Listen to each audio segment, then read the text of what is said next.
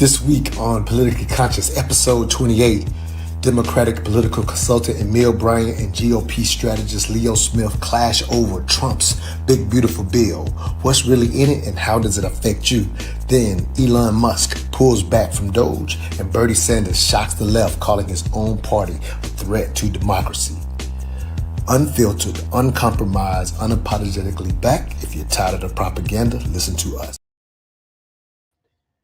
What's up, everybody? It's your mental activist, Montoya Smith. We're bringing you episode 28 of Politically Conscious, where we try to raise the consciousness and awareness of the community when it comes to politics and trying to key you in on what's important. And so I bring on political experts like Emille Bryant and Leo Smith as I moderate the conversation, because they understand and know politics better than the average person, probably better than a lot of people you see on TV every night, or even not to say that they're necessarily better, but they're better at presenting it in a forthright way versus the propaganda way that you're going to typically receive things slanted one way or the other. So with that said, Emille, quick introduction. You were always with me, big brother. So if you will, yeah, quick introduction, and then we'll get Leo and we're going to jump into the clips.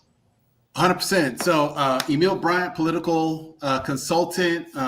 My job is to advise my clients or people who call me for advice. And I have advised people running for Congress who have decided they want to run for Senate and local offices in their states and counties. I have advised them to tell the truth, because bad news does not get better with time, and the people deserve and can handle, even when it doesn't feel good. Tell the truth, tell it early, tell it often. All right, well, glad to have you telling that truth on the Politically Conscious Show. Leo Smith, glad to have you back, brother. If you will, give your background and we'll get into our political cuts. For those who are watching for the first time, we literally play cuts from around the internet and give the left and right take. Emille is on the left, if you will. Our brother Leo comes from a conservative standpoint. But thank you for being with us, Leo. As Montoya says, it's always a pleasure to be here. I'm Leo Smith, Republican strategist, a conservative, a Republican in purgatory these days, as one of the phrases I'm known for is politics is Hollywood for ugly people, and there's a lot of ugliness going on right now. And so I also have a phrase that if you want to have smaller government as a conservative, which is what I want, then you need to be bigger people.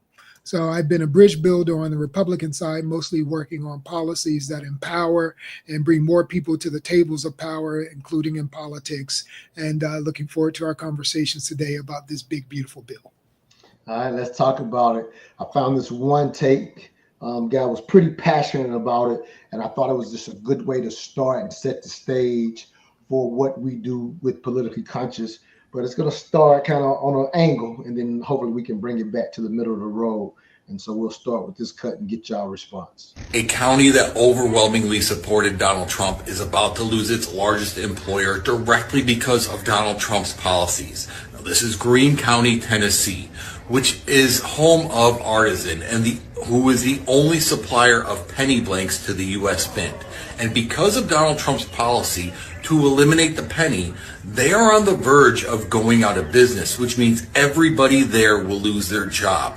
Now, there's a trickle-down effect, because the people that work there make the money to keep the other businesses in the county in operation. Now, they're begging Donald Trump, please, to reconsider this decision to eliminate the penny, but Donald Trump isn't listening. And once again, we find people that supported Donald Trump that are feeling the effects of his policies, that are starting to feel the hurt, and I could not be happier for them. This is what they deserve. We're all going to be in the find out phase, but it does put a little bit of a smile on my face that the people who were warned, the people who should have been able to see who he was, are feeling it first. So, just a small example. I haven't fact checked if they're actually getting rid of the penny. I know it's something that's been thrown out there. And so again, that's what this show is. We'll try to weed through what's real and what's not. But the reason I chose to start with that, again, y'all can let me know if that is factual or something that is going to happen or not. But the reason I started with it was because that person decided that at the end, he says it brings him a little joy that these people that voted for Trump are now possibly out of a job. And I want to challenge anyone listening to this show to not get caught up in the sport of politics to the degree that I'm a big Laker fan, so obviously I hate the Boston Celtics, right? Like that's just kind of how that rival goes. But it's once again to challenge the consciousness of us as those who actually vote and who make the difference in this political realm, whether you recognize it or not. That's part of our goal, is showing you how your one vote actually does matter. So I highlight that cut to say, let's not get caught up into the politics to the degree that there is a policy that hurts another American. That's not something that, in my opinion, we should be happy about. Now, obviously, people have differences of opinions, but I want to highlight that at the end of the day, for all of the back and forth that politics has in it, and as Leo already highlighted, it's kind of can be for ugly people. There's a lot of ugliness in it, and it's happening right now. But for all of this ugliness, at the end of the day, the system itself is for us to get what's best for all of us, and sometimes that happens best when we do differ. And so at the end of the day, if this current president, if it goes bad, if you're wishing for that, that means it's going bad for all of us. And I'm not saying that's where we're headed, but I'm just highlighting as an example to say, on this show, we're going to give you the truth, and we're also going to challenge you to stay conscious and be above the sport of politics. Emille, any thoughts on that? Because again, it's not specifically, and you can give facts on the penny or not, because I don't know if it's real or not, but I just thought it was an opportunity for us to set the stage for what we're doing every week on this show.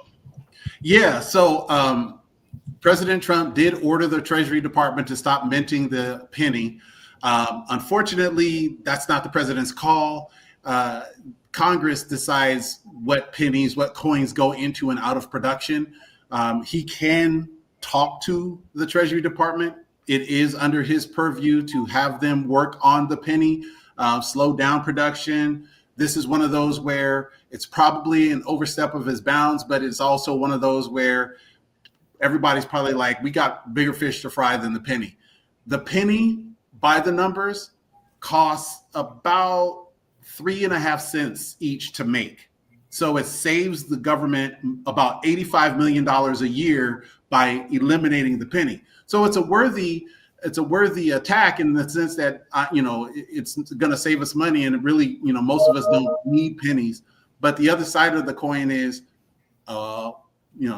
no pun intended, should he have the authority to do that? No, he does not. Congress does. And then to the point of the commentator, I agree with you, Montoya. I do not like the sport of politics.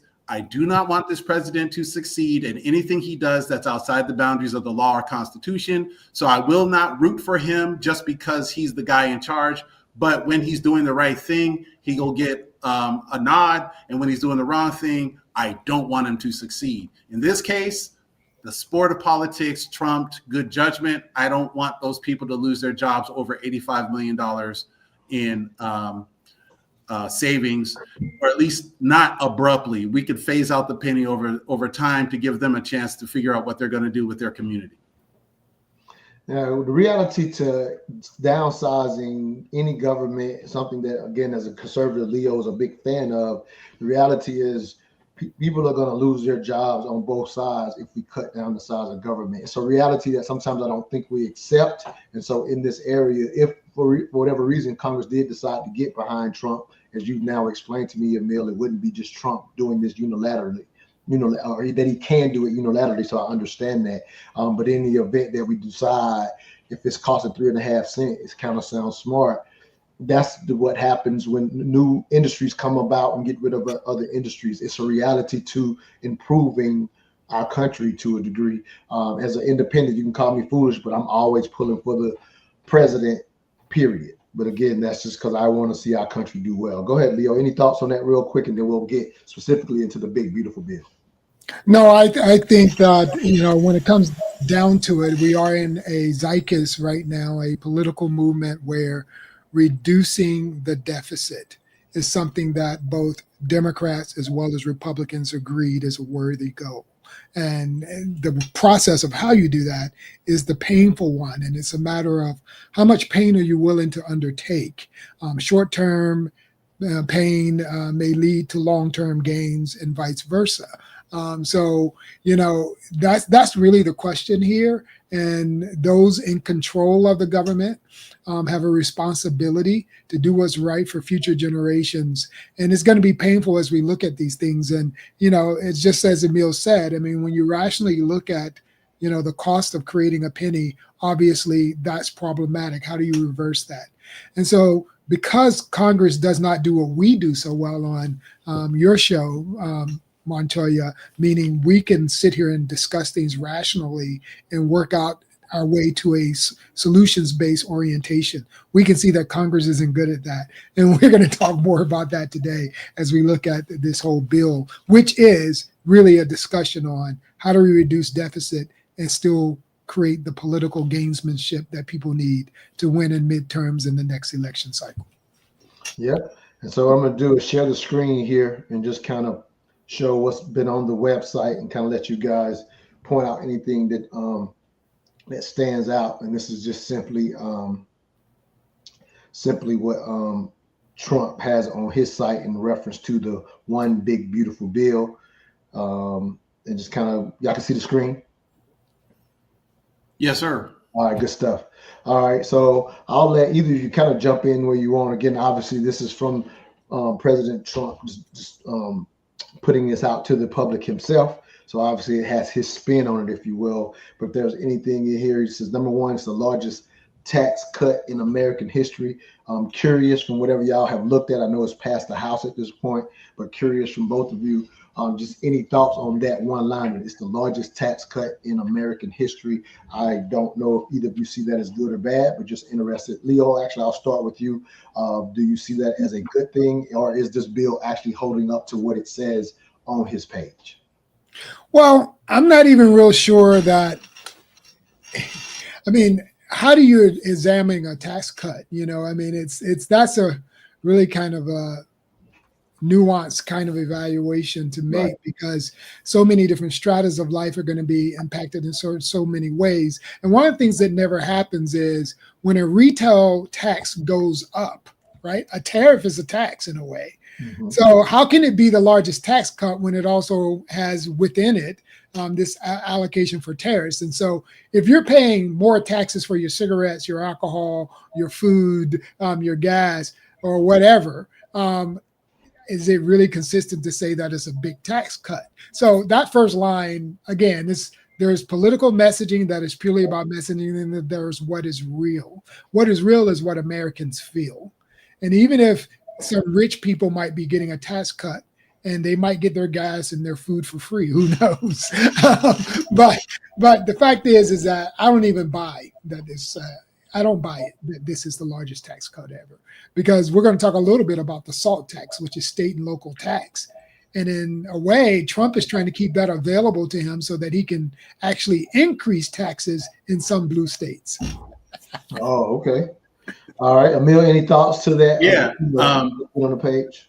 It preserves the tax cuts from 2017 with a Tax Cuts and Jobs Act of 2017. That's what this is primarily focused on. There's some other stuff that they threw in there that I guess, the Republicans didn't quite pay attention to history, but the deficit went up after that. There's two reasons why. One, revenue did go up after the tax cut. It's true, but that was a function of the growth of the economy more than anything else. And that growth of the economy was not part of the tax cut. It wasn't directly tied to the tax cut. In other words, the economy at that time was still growing before the tax cut, and it grew after the tax cut. No significant difference between the two. But it does mean that we should be looking at who benefits most, because the problem is not if we get a tax cut, but the distribution of that tax cut. And to Leo's point, it is very unique. Every taxpayer is unique, but you can stratify taxpayers roughly in about quintiles: top 20%, middle 20%, middle 20%, bottom middle 20%, and then bottom lowest 20%. And if you use those quintiles, you find out that the top quintile is getting the biggest chunk of the tax relief, and then the other quintiles are getting less of it. And that's probably more problematic than what people are willing to talk about openly. Makes sense. All right, let's look at a couple of more that's on the page. Number 2, it says protects Medicaid for Americans by removing 1.4 million illegals. Number 3, it makes President Trump's border security permanent. Any thoughts on either one of those, Emille? Then I'll go back to Leo. And you, like I say, anything. It can be quick. It don't have to be long. I'm just sharing what the president's presenting, and then we're going to get into some internet cuts about what people are saying specifically about the bill. I actually think it's remarkably consistent to, remove undocumented immigrants from Medicaid. I don't know if it's wise in the long term. It is definitely wise in the short term politically, because it's part of the overall picture that the Republicans have been pushing for border security. So you disincentivize crossing the border illegally if you take away something that people consider a giveaway or a benefit. The only other thing I'll say about that particular thing is watch how they do this, because the way they've done other things makes me wonder if they're going to be surgical or blunt with their application of the process. Makes sense. Leo, any thoughts on either one of those? Yeah, I would say that they will be surgical. I mean, because Trump is that kind of actor. I mean, he's going to pick those people he's going to come at hard, and there are going to be other people who make wise use of good lobbyists like me, who will be able to defend certain measures within their state. That Georgia has kind of defended itself in being able to, the only state in the country to have a Medicaid waiver. So it depending on how well you can lobby your federal government, even as to what you can get and what kind of allowances you can get on almost anything these days. And so, yes, Trump wants the freedom to do what he wants to do and to punish who he wants to and to reward who he wants to. So you can expect, you as a citizen, that your state will have certain things taken away from it, certain things given to you, but you can lobby your congressional delegation to work hard on your behalf to make sure certain things stay in the package and removed from the package. The issue is that, and as Emille, he's a progressive, I'm a conservative, but yet he agrees I'm an American nationalist. There is an American sentiment that Americans deserve more than undocumented immigrants, or people who aren't natural citizens to America should not get the same benefits as Americans. It is both a messaging thing that Trump is attacking Medicaid from the perspective of these resources should never go to non-citizens. It is also, though, a practical matter when and if that is happening at the state level. Truth in reporting that I must make. Though I'm not an economist, I know truth when I see it. I know that in some states, they're not giving aid, Medicaid, to undocumented people. But what they're doing is they're not giving federal aid. So what they're doing is they're taking their state money, meaning your local state tax money, not Georgia, but other states like California. And then they're going, oh, well, since the federal government won't allow us to use federal funds for helping these folks, we're going to use our state funds. Now, Trump and some conservatives' opinion is, well, if they can afford at the state level to use taxpayer money to do this, then they don't need the federal money. And that's how Trump and them are sort of treating this. So they're just not, to be fair to them, they're not just saying, hey, we don't think Americans need health care when they can't afford it. What they're saying is that if you can afford to give it to people who aren't Americans, then you can afford to do it yourself for people who are Americans. Hey, it makes sense. I'm going to read what Trump tweeted about it. So Republicans must unite behind this, the one big, beautiful bill. Not only does it cut taxes for all Americans, but it will keep millions of illegal aliens off of Medicaid to protect it for those who are the ones in real need. The country will suffer greatly without this legislation, with taxes going up 65%. It will be blamed on the Democrats, but that does not help our voters. We don't need grandstanders in the Republican Party. Stop talking and get it done. It is time to fix the mess that Biden and the Democrats gave us. Thank you for your attention on this matter. I highlight that because something that we've consistently said, and tell me if I'm wrong about this, Emille, but we've consistently highlighted when we started this show that economy-wise, by the numbers, I'm not saying by what people feel, I'm just talking about by the numbers, Trump inherited a pretty good economy, especially considering what happened after the pandemic and where the U.S. pretty much was the lone country to hold up the GDP for the entire world. And so we talked about how the messaging was so effective from the right to, in a sense, convince us that things were terrible when it comes up specifically to the economy. So I see him say this, even says the mess that Biden gave us. I know he's talking about more than the economy, but I like to highlight that since the bill is related to a lot of the economic stuff, that I still feel like that's a continuation of that messaging that is actually incorrect with where the economy stood when he inherited the White House. Again, I understand he's not talking about just the economy, but I wanted to hear your thoughts specifically in regards to that. The only argument I think he can make that is roughly logical is the immigration argument. I think that is one where if President Biden had done a better job of articulating what his policy was, he probably would have gotten more credit for what he actually did, because he did a lot for immigration, but it didn't look like it by the way it was told. And the Biden administration was terrible at its storytelling.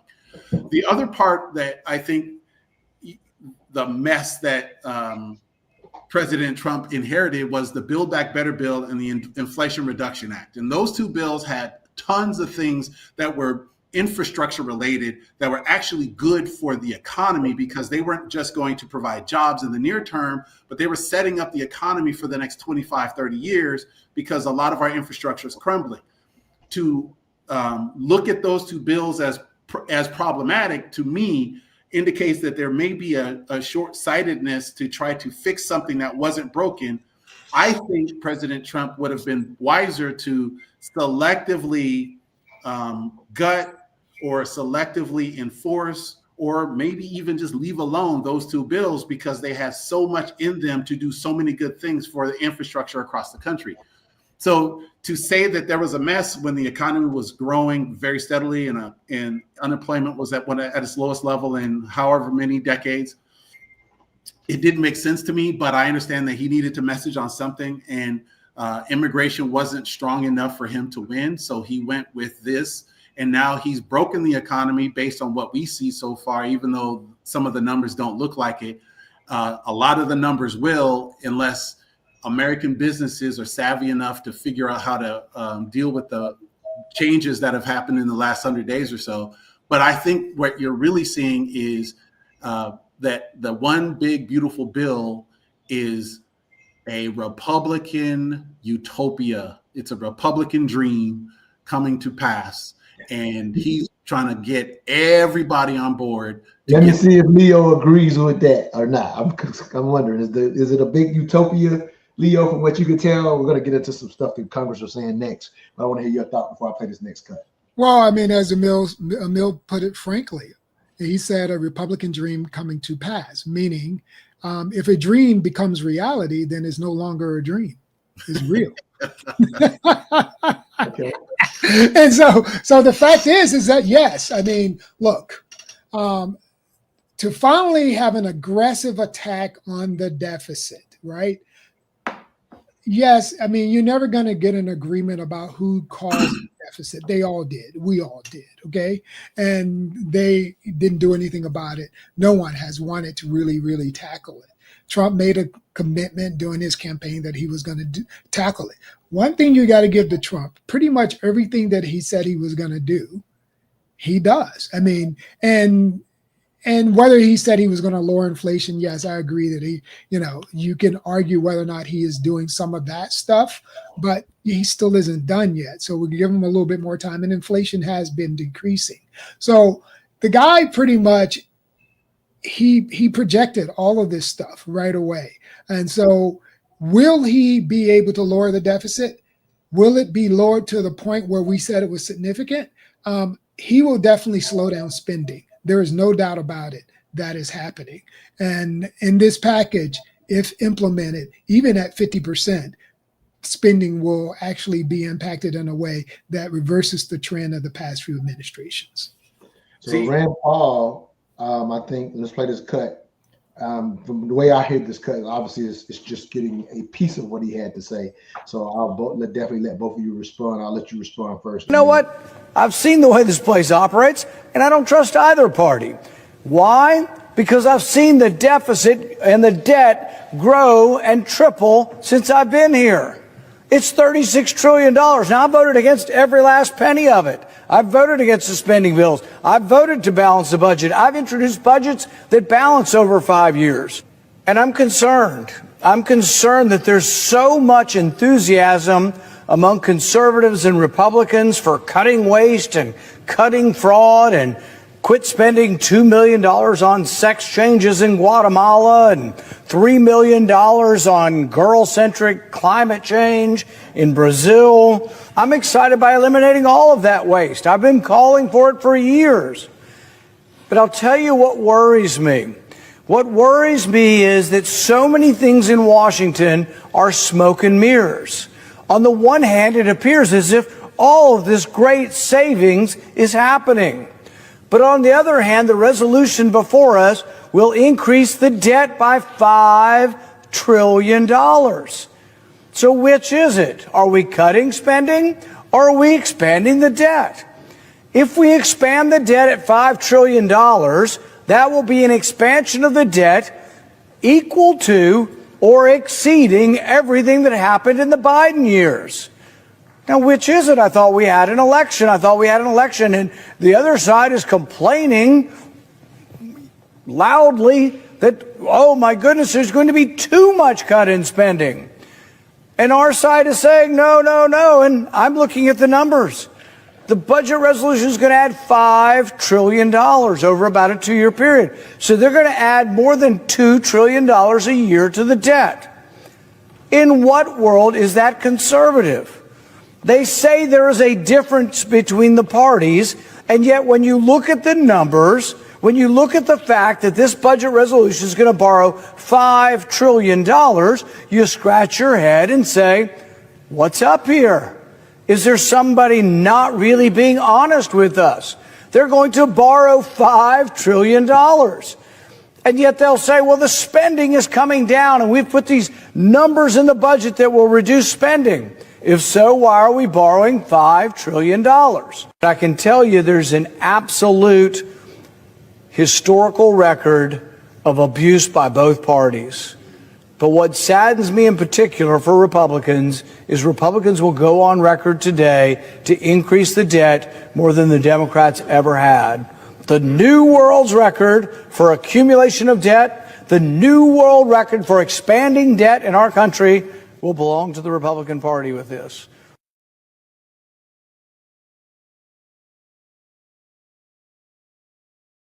Rarely. You can imagine. I'm going to let you go ahead, Emille. You will very rarely hear me agree with Rand Paul. Very rarely.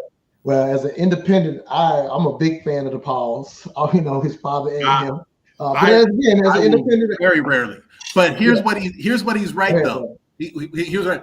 On paper, this bill, the way it's laid out, scored by the Congressional Research Service or the CBO, the Congressional Budget Office, will add at least $4.6 trillion to the debt in 10 years. That's on record by the numbers. So the question always is, how are you passing a bill when you swear up and down you're the fiscally responsible party that does something on paper this big? Rand Paul, I think, called out his colleagues, rightly so. Leo, your thoughts? I love, when he goes, again, he may be grandstanding himself, so I'm not saying he's right per se. He's a politician, so I'm not doubting that he's grandstanding, right? But because of what I'm about to say, the one thing I love more than anything, I've introduced a bill that can balance the budget in 5 years, and I already know in my lifetime, the only president has gotten credit for ever really doing that was Clinton during that one period. And it's like, other than that, nobody's aimed to even balance the budget. And so that sounds like music to my ears. And then probably because of my naivety, could I even understand how or why that cannot be done? But it sounds like music to my ears. Go ahead, Leo. Look, they're all scamming us, okay, including Rand Paul. You kind of brought it up. But he is grandstanding because what he did not do, always pay attention to what a politician doesn't say, not just what they do say. What's Rand Paul's solution? See, Rand Paul is a libertarian who ran in the history of in the shadow of his father, Ron Paul. And you remember him with his charts and all that kind of stuff. Right. Libertarian idea. They don't want any government, remember? Right. So look, if you're going to, all right, I agree with Rand Paul too. Hey, the deficit's going to increase. Well, guess what? If you're running a household and inflation is going up and your children are getting more expensive and your 5-year-old is now 17-year-old and they eat more, right, it's going to look like you're spending more, right, every year. But you actually can be more frugal in how you budget per your income. But the cost of doing government is always going to go up. So to say that, oh, the budget's going to go by $5 trillion, it is not as simple as that. Every year, we have more and more people to serve, more and more ships to maintain, more and more planes to service, so we don't even want to service our own Air Force One. So we're thinking about taking one from a foreign nation. So the point is that government is expensive. So it's not as simple as that. Rand Paul has a plan. He does. He can't even talk about it because it also doesn't make sense, because he would say free spending across the board, give nobody anything. That's actually his plan. So, and that's what political conscience is here for, right? Leo, I think you're smart. This is the thing that most Americans don't ask, and I'll ask it out loud on this show. What is the right size of government for a nation of 380 million people? That's a smart question. How should it operate? What services should it provide? How should those services be delivered? And how should it be graded on those services? We never ask that question. Congress, who is supposed to be the person, the entity that asks that question, how big is government supposed to be?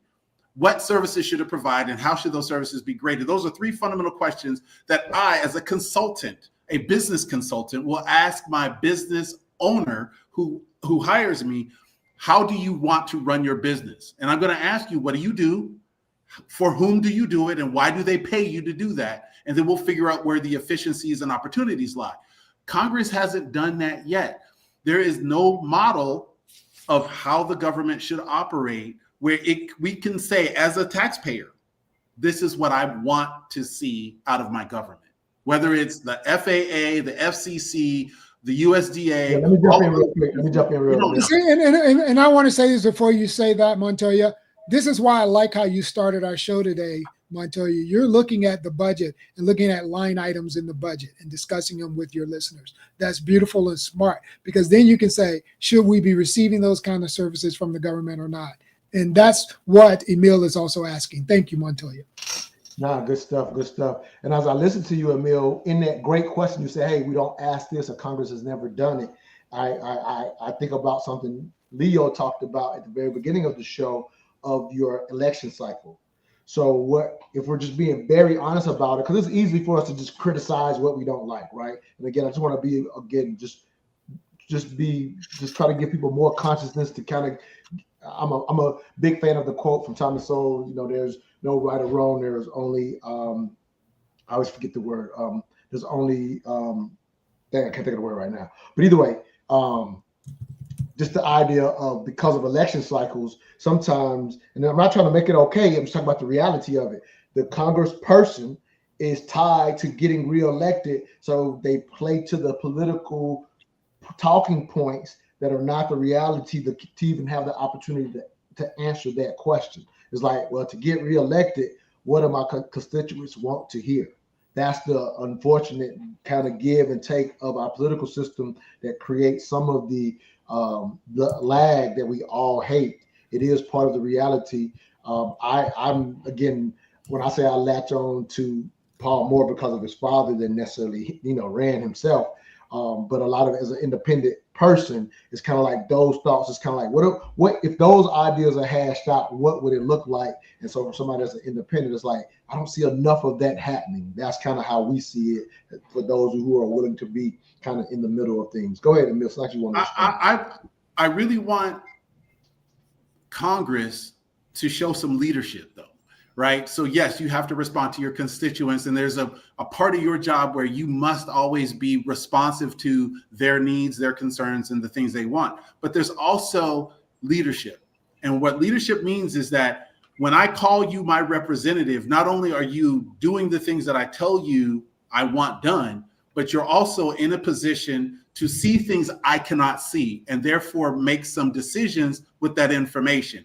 That's where leadership has to come in. And where you find Congress a lot of times is they're so good at playing to the voter, they forget that other responsibility of actual leadership. Show some initiative and show the willingness to take some risk in order to make life better for your constituents in ways they can't see immediately. And I don't mean one big, beautiful bill. I'm talking about being able to define for your constituents the level of services and the efficiency of the delivery of those services that absolutely makes their lives better. And when you say that to people, they're going to say, oh, I never thought of that. That's your job as a leader. No, I love it. We get rid of Citizens United, and we'll have a chance to do what you just said, Emille. That's 100%. Hey, this next cut is something that we're always hearing when it comes to the political parties about these tax cuts. So, I want to definitely hear y'all thoughts when you hear an example like this. Mr. Barthold, can you help me with explain a little bit on this? I was just looking at the chart here, and it says that in the calendar year 2027, someone that's making less than $15,000 will see an increase in federal taxes by 18.7%. Is that correct? Yes, Mr. Gomez, and that's a consequence of loss of that premium tax credits, health care. Okay, so and then in calendar year 2020, anybody making less than 15,000 sees an increase of 53.5%. Anybody who's making 15,000 to 30,000 sees an increase by 11.7%. Is that correct? Yeah, what calendar year are we in, Mr. Gomez? 2029. It's the next page. 2029. Yes. And then we see the next page in 2031. Anyone making less than 15,000 sees that. Check this out. I thought this was a mistake. I thought I was not reading this correctly. An increase in their taxes of 74.3%. And from 15,000 to 30,000 of 20.6%. Is that correct? Or is that, did you guys make a mistake, or is that like? No mistake in the numbers, but an important thing to remember is in lower brackets, it's actually hard to measure the denominator because there are some taxpayers that are getting refundable tax credits, for example, and so there's some with negative tax rates, and so you're adding up some with negative tax rates and positive tax rates, so it's like dividing a modest change over by zero. Well, here's the thing. This is what your own tax brackets suggest. And one of the things that we have my Republican colleagues over here saying, hey, we're not doing tax on tips, which we know is actually pretty limited. Oh, we're not going to do X, Y, and Z, but we're screwing over people who are making less than $30,000 a year. And what I actually find offensive is because my parents never made more than $38,000 a year in their entire lifetime after working 4 to 6 jobs a week to make ends meet, right? And then we have Donald Trump and his chaotic, reckless tariff policy that is creating so much uncertainty that it's driving up the cost of living in this country. Leo, lead through the propaganda for me. Here's this is the only way it's delivered to us now in social media, right? You're just hearing it, right, and we as the layman don't know what we're listening to. So he was delivering pain points. I mean, it is painful to hear that somebody at the federal poverty level is going to be paying 50% more money, blah, blah, blah. I mean, but here's a Thomas Sowell quote for you. When you want to help people, you tell them the truth. When you want to help yourself, you tell them what you think they want to hear. So what he said was, hey, Leo, I know that you're renting this apartment for 2 years. If you're the president, you're renting the White House for 3 years to 4 years as far as effective legislation. But you know what, Leo? In year 6, this is going to happen. But that's a freaking lie, because in year 6, you won't be renting the White House anymore. So he's sitting here talking about 2029 and 2031. He thinks we're all boo-boo to foo, that we think that President Trump's plan and President Trump's going to be in the White House. So he believes that Trump's going to win re-election? Okay, American people, that is bull crap. And this is by design. So we're sitting here, we're talking about a budget. How many of y'all do a year budget? I do a year budget. And I'm smart because I have kids that I need to get out of the house, one kid at least. I do a 5-year budget or a 2-year budget or a 3-year budget. But any of y'all doing a 5-year budget, 6-year budget, 10-year budget? Probably very few people. Very few people do a month budget. So this whole idea that this budget is going to have any more impact in 1 or 2 years is ridiculous. Emille, your thoughts to what you said? I'm a disagree with my brother, because the 2017 tax cuts had some lack of sunset provisions that affected the Biden administration, and those tax increases got pinned on President Biden, although they were passed under President Trump. This is the same problem. Emille, not to interrupt you, but do you have any trust of anything that was happening during the Biden administration?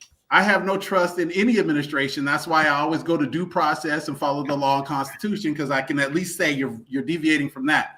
This is the problem with all of these budget bills, no matter which party's in charge. They backload all of the pain. They do this intentionally so that they can either blame the other guy or show you what's good up front. What we need to see is a bill that covers fiscal 25 and fiscal 26. That bill, which is the Congress that is right now in place, that's seated, that they should be passing bills that cover them, what they are doing right now and 1 year into the next Congress. Why? Because what Leo just said, you're not going to be here to deal with the pain. So stop playing the game and deal with reality right in front of you. Hey, Emille, can you make that a little? I want you to say that. Emille, say it again, because I want people. This is a 10-year budget bill that we're arguing over. 10-year budget bill. They backload all the pain, and then they say, look at what we did in 2025. Look at what we did for 2026.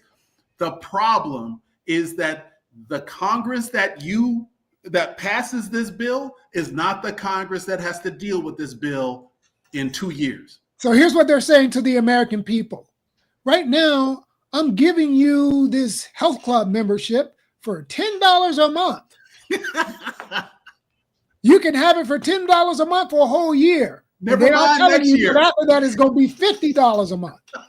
Never mind 2 years from now when it's $199 a month. There you go. Well, look at that. That's the trick they play on all of us. Both parties do it. Both parties do it, Montoya. They're very good at it. And the problem is, if you don't deal with it in your Congress, then you get stuck holding the bag. You get stuck with a bill that doesn't sunset the tax cuts, or doesn't sunset the tax increases. There's so many ways they play this game, and so you're going to have 5 different Congresses in place. I get it. Let me address a great comment. One of our watchers is coming at us, and respectfully, so I respect this. Say, hey, we need to interact with the comments more, so I'll definitely take the blame on that. And it's a great call out, so I appreciate the call out from the watcher, especially this particular watcher, the 5. I know it's your friend, Emille, but yeah, she's been supporting for a long time, so I definitely will do a better job. And I appreciate that call out. I wanted to announce it loud and clear on the show. Got a couple of more cuts, and we're going to go in a different direction. If y'all are familiar with Dr. Umar Johnson. And I do want to say this on the Donald Trump piece, Art. The DOGE, the Department of Government Efficiency that he had Elon Musk running through. Donald Trump is going to go down in history. The evil racist that he is. He's going to go down in history for being the first president in American history who had the courage, Art, to expose federal corruption throughout the entire country and shut it down. No other president ever had the courage to expose federal corruption and shut it down. And he's not doing this for America. Donald Trump don't give a damn about America, neither did any other president. Donald Trump is doing this. This is called payback. This is called revenge. Donald Trump is getting his revenge against all the Republicans and all the Democrats, black or white, who did not vote for him and did not support him. He knows where all the money is being hustled. He knows where all the political patronage is taking place. He knows who's robbing Andy to pay Paul, and he's cutting all that money out. So Dr. Umar, I don't think he's necessarily known for politics, but it's a perspective that's out there, right? And he's giving his take on what he's seeing on Donald Trump being president. Emille, I'll start with you. Did he get anything right, anything wrong from your opinion? Again, we're just wading through everything we're hearing, whether that propaganda is coming from a politician or in this situation, Dr. Umar. And I'm not saying he is. I'm just curious. What do you agree or disagree with in what he had to say? The one thing he said that was spot on is that Donald Trump is all about get back. We have a viewer who said it right here. I agree. He's all about vengeance, and that's 100% true. Donald Trump is all about get back, and you'll see in that going back and forth across multiple. As far as DOGE and the things that it's exposing, DOGE should be called the Department of Government Propaganda or Government Marketing, because it ain't really finding a lot of money, but it's saying it's found a lot of stuff. It isn't transparent. In fact, based on everything I've read so far, they've been given the keys to all the data in the United States. And it looks like much of that data is going into one funnel, and that funnel is called Grok.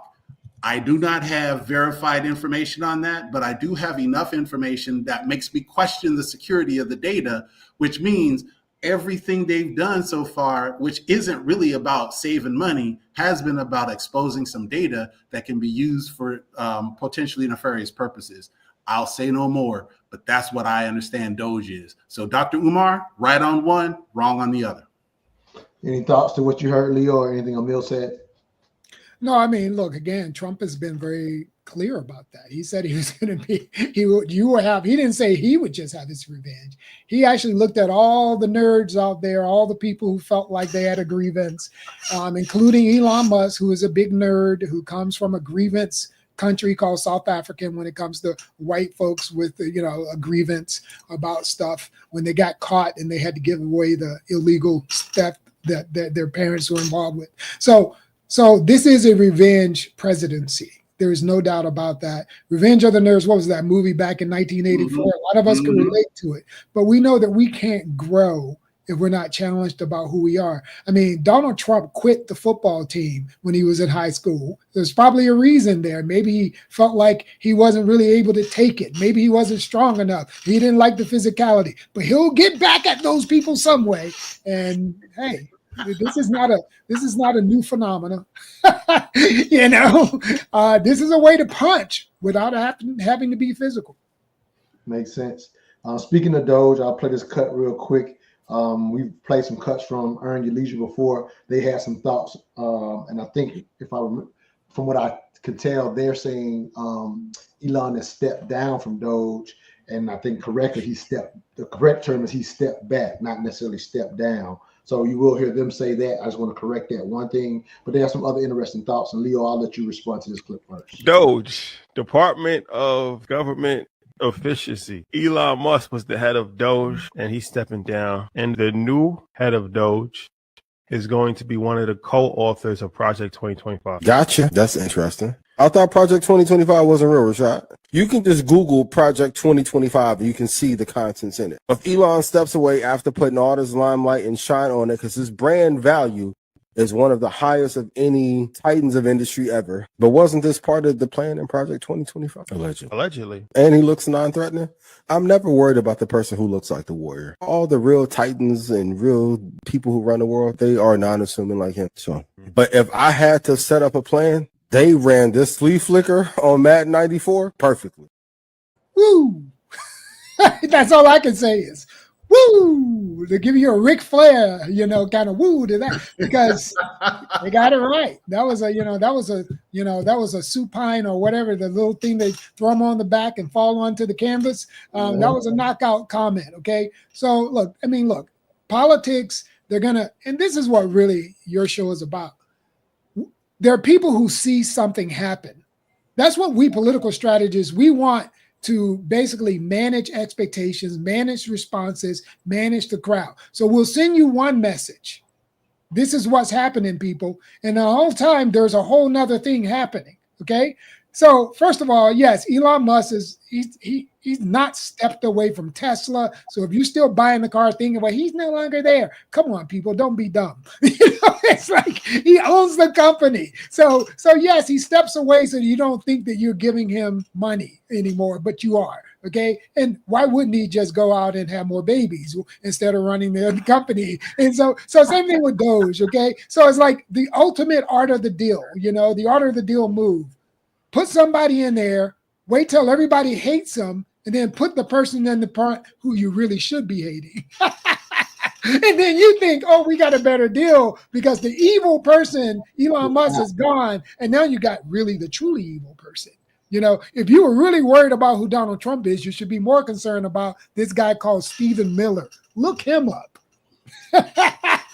Yeah, we played a cut on the last show in reference to him, unfortunately, making the open comment about habeas corpus, right? And that was just, that's something that, Emille and Shelley both were just like, this is crazy. And Shelley even highlighted not liking Stephen Miller. And tell me, but this, I'll go to you, Emille, but real quick, Leo, when you say, hey, we really want to be concerned about him, I actually look at as the Stephen Millers of the world being the real revenge nerd here, who actually manipulates Trump more so than when you say, if you want to understand Trump, look at him. I'm like, no, look at him controlling Trump from his perspective, being that real revenge of the nerd type person based on his history. So that's kind of how I see it from my perspective. And I'm not saying it's just my own, but that's kind of how I surmise. This is why I like Melania Trump's movement when she had the movement against bullying, because she sees what bullying can do to certain men when they don't feel like that they have the ability to defend themselves or to be whole and authoritative figures in life, whether they were the nerd or the antisocial person who didn't have the social skills to engage. Maybe Melania looks at her husband, she looks at the kind of men who manipulate her husband, and she goes, if these guys could have stood up to the alpha men a little better, because they're not alpha men. The ones that are loud are not the alpha men. Right? No. Those are the ones that are scared all the time. Okay. Right. So that's what Trump has around him. A lot of those kind of guys, Pete Hegseth, etc., who hanging out with me in my neighborhood, they would all get their butts kicked. No, that's real. And and we're in a period where those men are pushing the envelope in all kind of areas, not just politics, culturally, societal wise.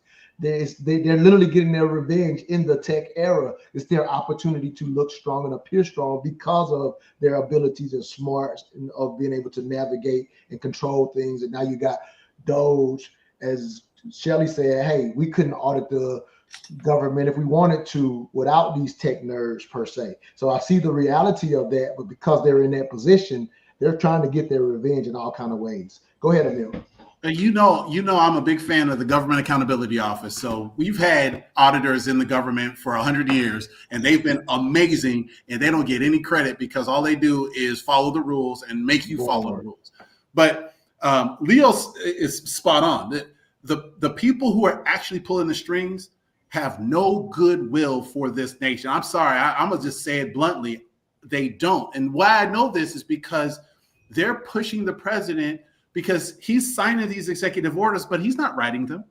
So the people writing these executive orders that are pushing the boundaries of the Constitution, those are the people that we should be learning about. People like, I think his name is Russell Vought, who's going to run the DOGE. That's who Leo's talking about, is probably like a supervillain level, like Lex Luthor supervillain kind of person. He's one of the main authors of Project 2025. Okay. We're sitting here looking at Elon, and Elon was a supervillain too. Let's not pretend that he didn't put really smart people into the government and have them prevent people.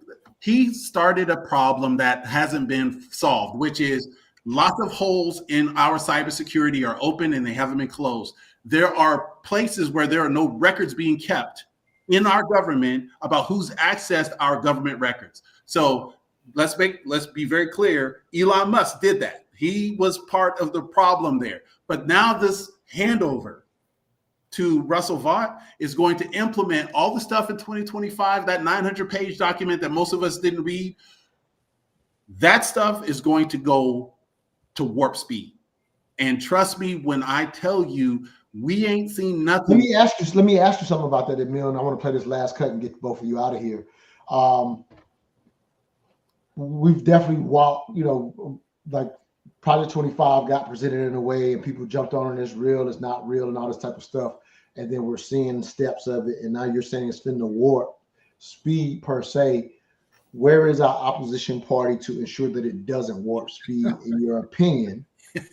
Where is that party, in your opinion? Because if it's going to warp speed, then are you telling me, and I'm not saying it should just be the opposition party. I would hope if it doesn't make sense for the American people, there are people in both parties that won't agree to everything, because it doesn't warp speed if some of the Republicans, if you will, don't agree to certain things. So I'm not even looking at just the Democrats in this area, but if you think it's going to warp speed, are you telling me I don't have any Congress people I can depend on?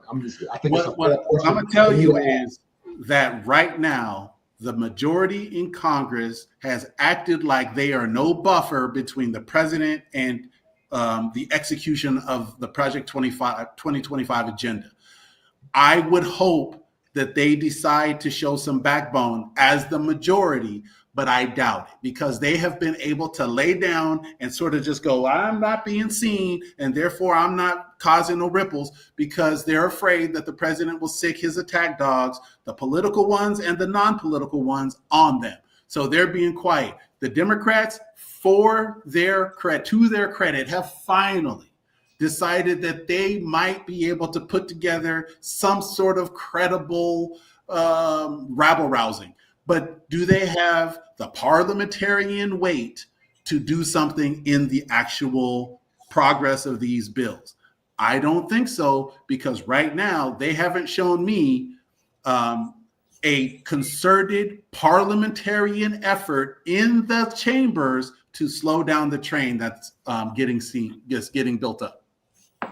No, good stuff. Thank you for that response. I want to tell you, the next time a Democrat or progressive makes a complaint about Project 2025, ask them for their Project 2028, their Project 2029. Ask them for their project and tell them to focus on that and then win an election so they can enact it. Right. Now, I love it. I know when all the noise got, around that comment, Project 2025 became the buzzword in the media.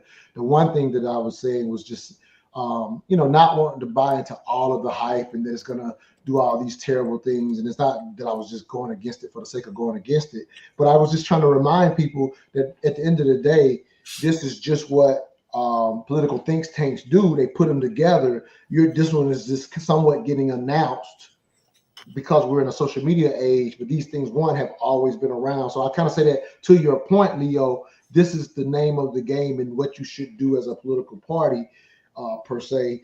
And unfortunately, what I said, the only unfortunate part is some of the actual writers and players, which is, the political favors that have been played. Now it speaks to what we've already been talking about. The influence on the actual president seems to be stronger than I think most of us would like. It's all about us. We've got to assert ourselves as an American. We cannot be passive. Thomas Jefferson was not passive. He actually, in writing the first Constitution, he actually put in there that Africans should be freed of slavery. He actually put it in there. He could not win. And so eventually he said, hey, why should a man vote against his own interests? In other words, he acquiesced. Even though he had the right idea, he had the project, 1604, whatever. He had that project, but it didn't win. And that is the consequences of elections, people. If you don't want to lose, do not let a guy who's clearly not able to lead your party lead your party. Hey, good stuff. Hey, I wanted to highlight this one comment from the same sister, and I think it just speaks to when we were talking about Elon. She just says, "Are we talking about this?" This was an earlier comment, but I just wanted to at least throw it out there again and give her props for being part of our conversation today. And I think she says, "Are we talking about this when you use federal money to fly white African farmers and gave them 48 acres of support services for their family? So all of these laws regarding non-citizens." I think that little is a bow to the relationship Elon has with our president as a South African immigrant. So I'm not, as much as, even Shelley called it out last week, we can't be shocked by the power and the interest when you spend $250 million to support someone. There will be favors in your favor. Let's just speak to it as it is. And so It's good reality. point. That's real. Yep, by that sister. So I wanted to point that out. Here's the last one, and I'll get you guys out of here. So I always call this extra innings because we're at the hour mark now. So I only got one more for y'all today. Let me play this one. Thought this was a unique call out and worthy of discussion today. I actually got this from Shelley's page, so I'll give him credit for me using this one. The problem I think a lot of voters had is like they didn't even know if it was her. We didn't even know if Biden was president. We didn't even know if these were her talking points. And we felt that over the last 4 elections, Democrats, we felt that we didn't have a say on who could be president. We talk a lot about the Republicans being autocrats and oligarchs and taking over democracy, but from the Democrat perspective, and I'm a lifelong Democrat, I felt like the Democratic Party completely removed the democratic process from its constituents. And I think they need to have some accountability of that. No argument here. I donated for you. I mean, I wanted you to 2016. I was like, this is going to happen. This guy's going to do it. And it felt like they stole it from me. And I'll be honest, it broke my heart when you supported him. Look, but you have, in the world that I live in, you got a choice. And I mean, a lot of people, my wife, agree with you, but you're down to a choice. Is it going to be Hillary Clinton or is it going to be Donald Trump? Not a great choice. But it ended up being him anyway, so why don't we burn it down? Well, because it's easy to say burning it down means that children are not going to have, food to eat, that the schools will deteriorate, people will not have health care. I got it. And I'm an elected official, I got to represent the people. That's fair. And I can't turn my back on. But then could we not also say if ostensibly there hasn't been a fair primary for the Democrats since 2008, are they not also a threat to democracy? Yes. We often hear. Fair enough. That is, yeah, I'm not going to argue with that point. He didn't say it, but he said, I'm not going to argue with that point. As the co-host to Andrew Schultz's show said, can we say the Democrats themselves have been a threat? This is something that has been a running thing for the last so many years, specifically to Donald Trump, that he's a threat. And I'm just saying, is this an opportunity for us to wake up as a people and realize, versus being singularly focused on him being the villain, being aware of where in this process threats lie, in my opinion, throughout. And we as the people, as Leo keeps kind of stressing to us, play our role, do not sit back and complain only, and what that may look like to ensure that both parties are keeping the democracy that has made our country into what we've made it into. But James says, hey, a lot of this stuff is going to drag us back to the 1950s and 40s. If that's going to happen, it will be because we lay down and focus, in my opinion, only on one man who should be out of office in the next few years. And I'm not against or for him. I'm just highlighting that, keep in mind, it's only 3.5 years, something that you highlighted in the beginning, Leo. Either one of y'all can respond. I want 2 responses from either one of you, and we'll close out the show to what you just saw on the Andrew Schultz podcast. Man. Well, I'll be quick and let him go ahead, Leo. Okay. If you want to make a difference that you can make today, when you look at last show I was on here with Montoya and Emille, I gave you the Congressional Black Caucus's website, believing and hoping that they will do something significant. And I showed you that they had sort of a response to Project 2025 and what kind of policy. But guess what? They don't have a response to the budget thing. See, so hold them accountable, send them a note, But who are members of it? Nikema Williams and Raphael Warnock are two Black elected officials in the state that are in Congress, in Washington. They represent you. Contact their offices and ask them to speak to you directly about the budgeting process and what it means. And ask them why they're not addressing that at a line item by line item thing with you, with us here in Georgia. Ask them why they're not doing that and make sure that they do. And let me say, a friend of mine, one of our longtime listeners on Blog Talk, he sent that information to our to a few of my friends. We have a running chat, and he literally has talked to several congressmen because it's that simple and easy today that they'll actually get back to you if you get in that process. So I just want to highlight that I know someone who has specifically done it with and talked to at least 2 to 3 and one directly to the congressman. Out of his 3 calls, they took his call and one directly in regards to the things that were important to him. So when you hear Leo suggest that, I want you to realize it's set up now much easier than, 20 years ago you would have had to write a letter. Definitely 40 years ago you would have had to write a letter. And I know people don't like to write letters now, so it is what it is. Emille, last thought from you, brother. Thank y'all for a great show today. So Bernie calls out the Democratic Party on purpose and for reason. He was affected by it. The Democratic Party is undergoing a radical transformation in the last couple of years, and it's actually beautiful, but it's going to be very tumultuous. There's a young brother by the name of Malcolm Kenyatta out of Pennsylvania. This brother is dynamic, and he's trying to bring reform to the Democratic Party from the inside, but he cannot do it alone. We're going to need people outside of the party. And I encourage, whether you're a Republican or Democrat, if you want to assign yourself to a party, get involved in their game, because the game is inside the party where that power lies. And the Democratic Party right now had to reform its superdelegates, and the superdelegates were people who could vote for whomever they wanted to, regardless of the will of the people. And the superdelegates were a problem in 2016 and again in 2020. They tried to make some reforms for 2024, but the way that the president bowed out at the last minute and Kamala came in at the last minute didn't allow for that process to unfold properly. And we can talk about that on another time as to whether or not that was good or bad. But the point is that the Democratic Party is undergoing some major reforms because of what happened in the last 3 elections. I don't know if they're going to go far enough, but I do know the chair and the 2 vices right now are trying to bring some much needed reform to the process, which will be better for all of us, both parties included, if we get them done. So although I am not a registered Democrat nor a registered Republican, I lean toward the progressive side because I'm far too radical for to be called a conservative. However, I want 2 vibrant parties that respond to the will of the people much more effectively than either of these parties do.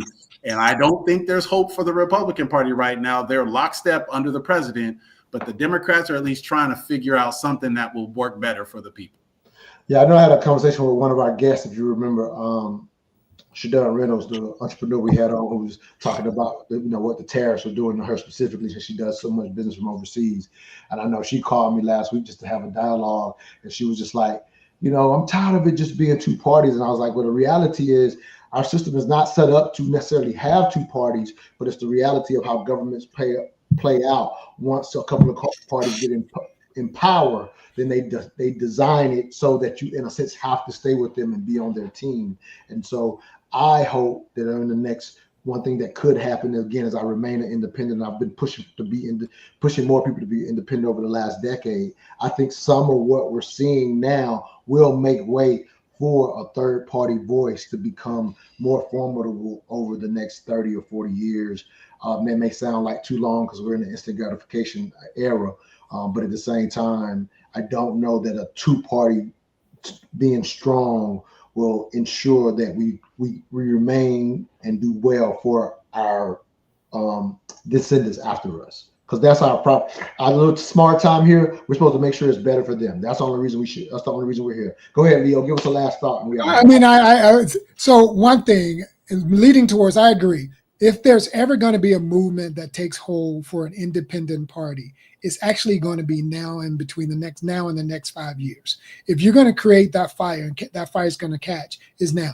One way to start that fire is by pushing for ranked choice voting, because and we'll learn more about that. And we should do a show on ranked choice voting. Let's do it. Okay, because what that does, it introduces the idea of a more independent candidate getting attention. Okay, and so we should start there, because who's against ranked choice voting? Both Democrats and Republican establishment. They're both against it, and the right reason they're against it, because that will open the door for an independent movement. Hey, I'm glad you brought it up. If we get you back in a couple of weeks, let's try to get it. Well, we'll obviously talk about whatever's going on in politics in 2 weeks, because so much happens so fast. But we'll make sure that's part of the show when we get you back in a couple of weeks, Leo. You got it. All right, let's do it, man. Hope y'all enjoyed it. Keep sharing it. Again, thanks for the call out from the sister earlier in the show. We'll make sure we're interacting more with you as watchers. At the end of the day, we're just trying to raise the consciousness. But you are right. If we're not interacting with you guys, we're defeating the purpose. So again, I appreciate that call out. Thank you for great criticism to make us better. So I appreciate that. See y'all next week. We pop up sometime next week. But if you're tired of the propaganda, listen to us. Peace out, guys.